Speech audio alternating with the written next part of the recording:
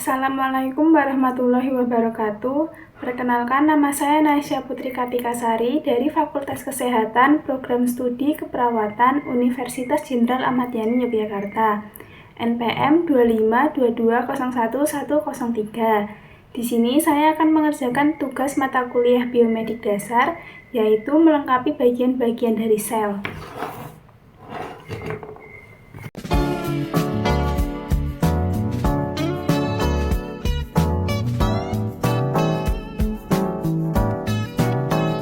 Bagian yang pertama ada vesikel pinositotik.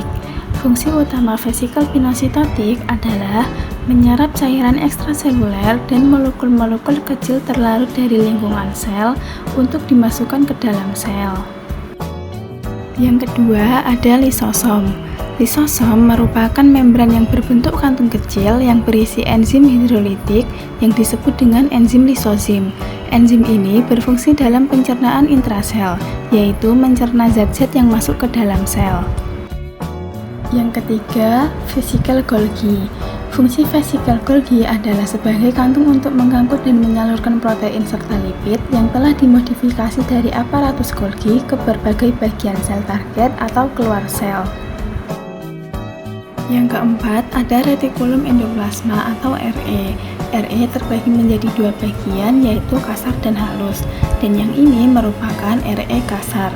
Fungsi RE yaitu mancing tapis lemak dan kolesterol sebagai alat transportasi molekul, menetralkan racun, dan menampung protein yang disintesiskan oleh ribosom pada RE kasar. RE kasar terletak dengan membran inti dan dekat dengan ribosom.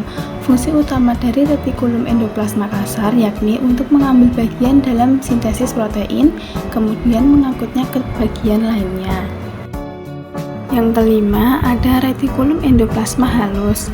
RE halus letaknya jauh dari membran inti dan tidak memiliki ribosom. Berfungsi sebagai tempat penting untuk metabolisme lipid, detoksifikasi molekul hidrofobik, dan menyimpan ion kalsium intraseluler. Yang keenam yaitu membran sel. Membran sel memiliki fungsi untuk melindungi sel. Fungsi ini merupakan fungsi paling utama dari membran sel. Membran sel akan melindungi keutuhan bagian dalam pada sel, caranya dengan membiarkan zat tertentu masuk ke dalam sel tersebut. Di samping itu, zat-zat lain akan ditahan supaya tidak keluar. Hal ini membran sel akan menjadi sebuah penghalang. Selain itu, membran sel akan menjaga unsur-unsur sel yang akan masuk serta zat-zat lain yang tidak diinginkan keluar. Yang ketujuh, mitokondria. Mitokondria ini berfungsi sebagai tempat berlangsungnya respirasi dan menghasilkan energi. Yang kedelapan, aparatus Golgi. Aparatus Golgi berfungsi untuk menjalankan sistem sekresi dan membentuk membran plasma sebagai tempat terjadinya sintesis polisakarida dan membentuk akrosom. Yang kesembilan, nukleolus. Fungsi utama dari nukleolus berkaitan dengan pembentukan ribosom atau biogenesis ribosom. Selain itu, nukleolus juga berperan dalam sintesis protein dan penyimpanan RNA. Yang ke-10, nukleus. Nukleus memiliki fungsi sebagai pusat kendali sel, yaitu menyimpan informasi genetik atau DNA, mengatur pertumbuhan dan pembelahan sel, serta mengendalikan metabolisme sel dengan mengelola ekspresi gen dan mensintesis enzim. Yang ke-11, sentriol. Sentriol berfungsi membantu pembelahan sel dengan memfasilitasi pemisahan kromosom. Sentriol ini hanya dijumpai pada sel hewan. Yang ke-12, mikrotubulus.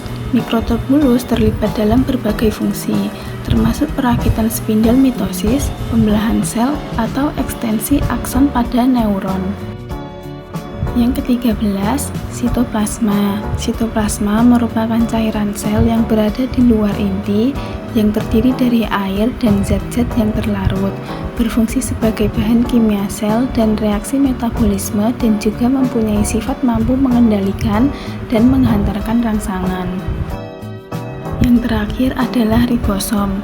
Ribosom ini tersebar di dalam sitoplasma dan juga ada yang menempel pada retikulum endoplasma kasar. Berfungsi sebagai menyintesiskan protein untuk metabolisme.